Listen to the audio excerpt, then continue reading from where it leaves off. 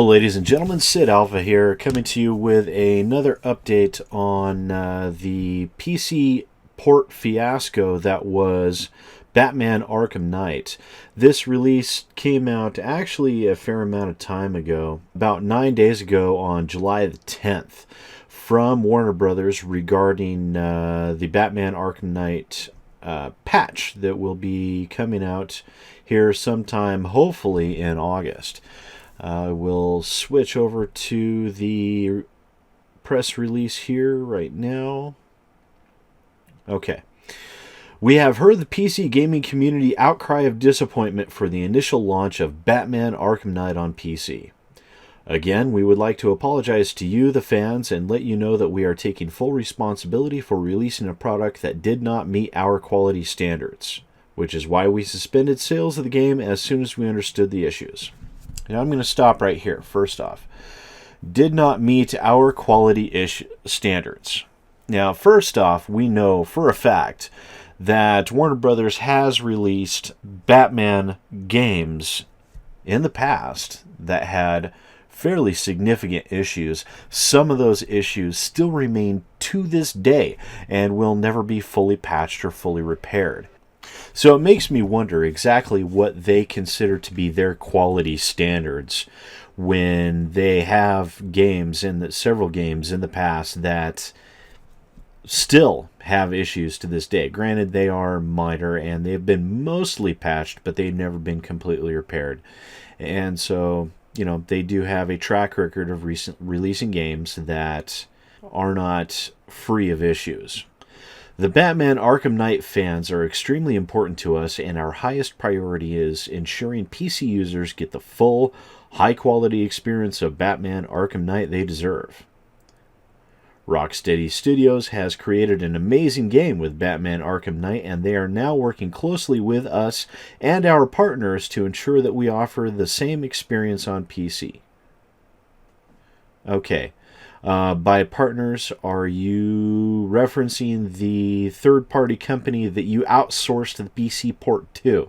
The company of 12 people with, if rumors to be believed, only had 2 months to start and complete the PC port. Are these the same partners that you're referring to? Because if so, I would rather you throw out all the partners and have Rocksteady actually fix this game, because we know Rocksteady, we know their history. They have a much better track record with PC games, and they have a fair amount more street cred with PC gamers than Warner Brothers and Iron Galaxy does. Once the PC version is fully updated, Rocksteady and all parties will agree that it meets a superior quality bar, and we will then make the game available for sale.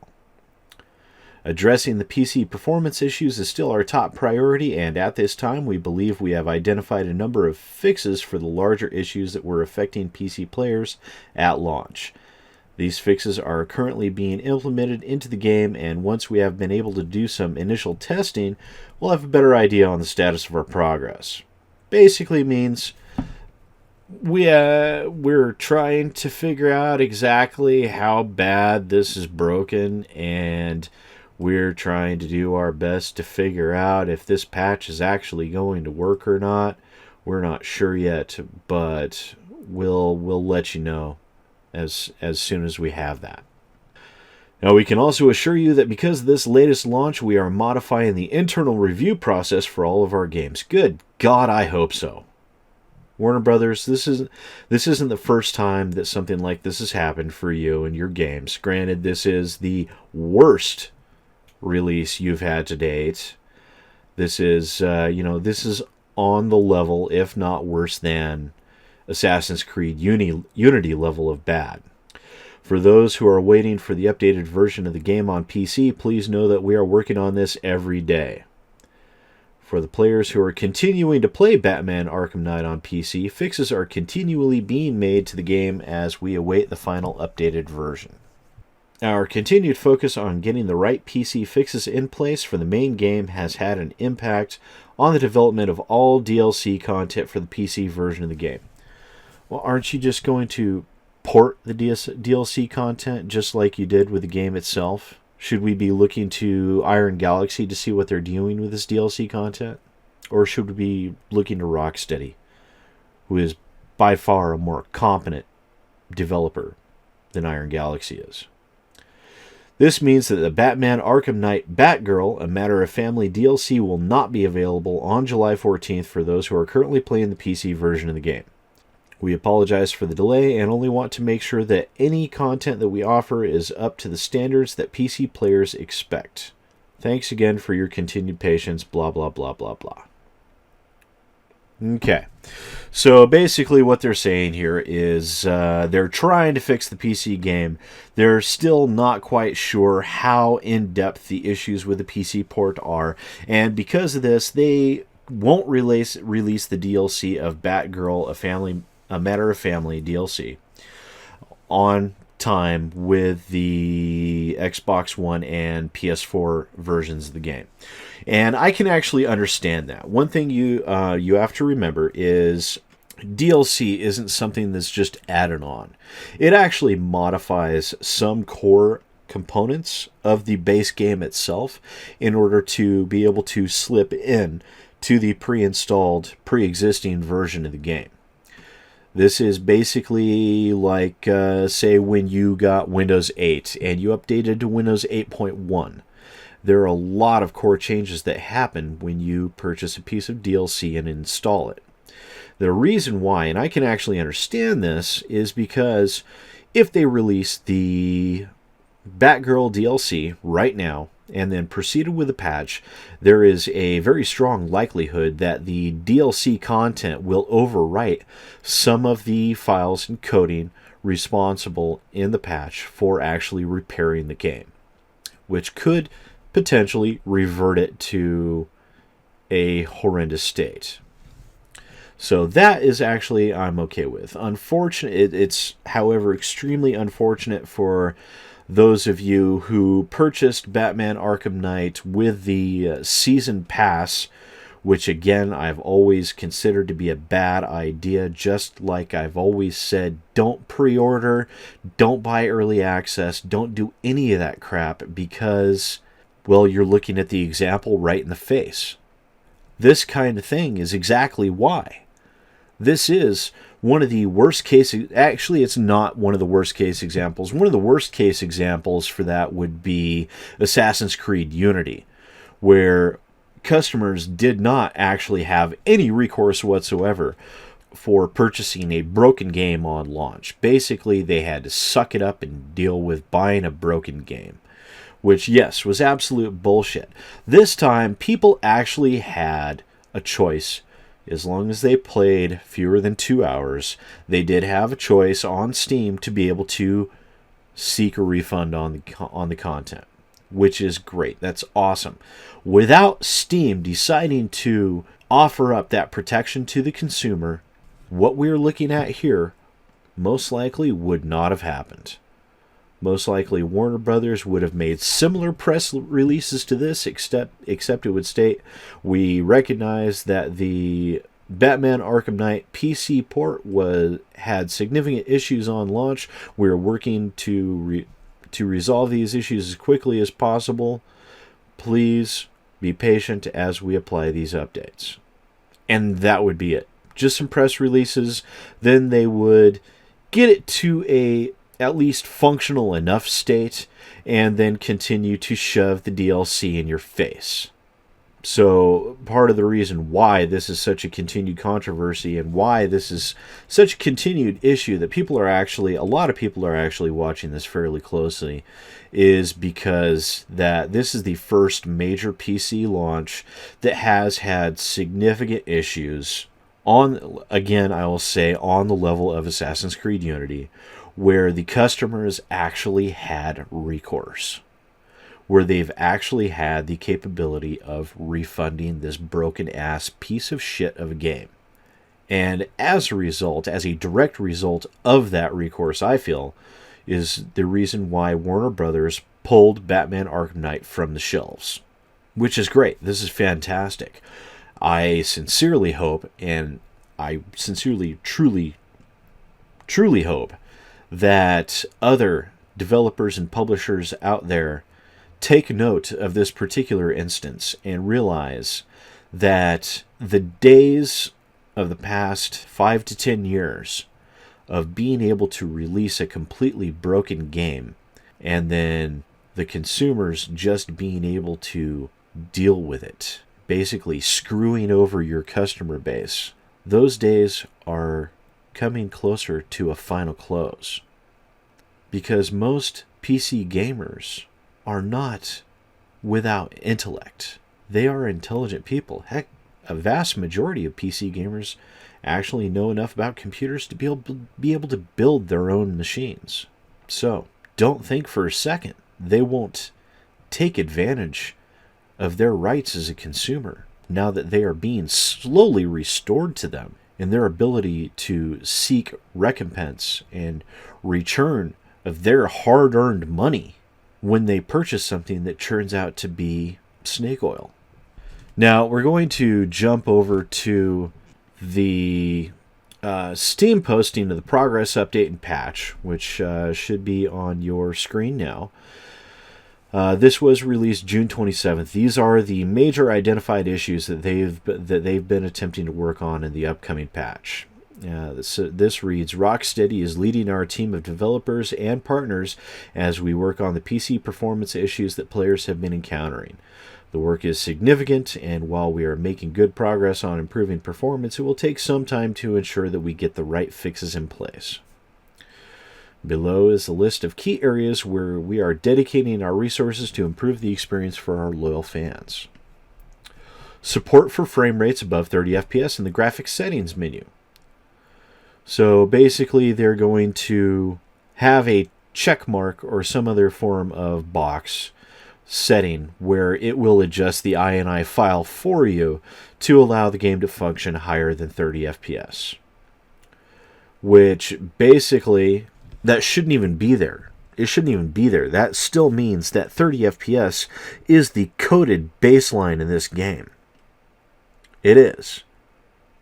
And which I will remind everyone that 30 frames per second in 2015 on a PC game, a AAA title, is a cardinal sin and is completely unforgivable, in my estimation. In most games on PC, 30 FPS is dead. 30 FPS is a thing of the past. Okay? 30 FPS should have disappeared well over 5 years ago, never to be seen again. Fix for low resolution texture bug. Okay. Improve overall performance and frame rate hitches. Okay. Add more options to the graphics settings menu. Might be a good idea because you were missing several things from there.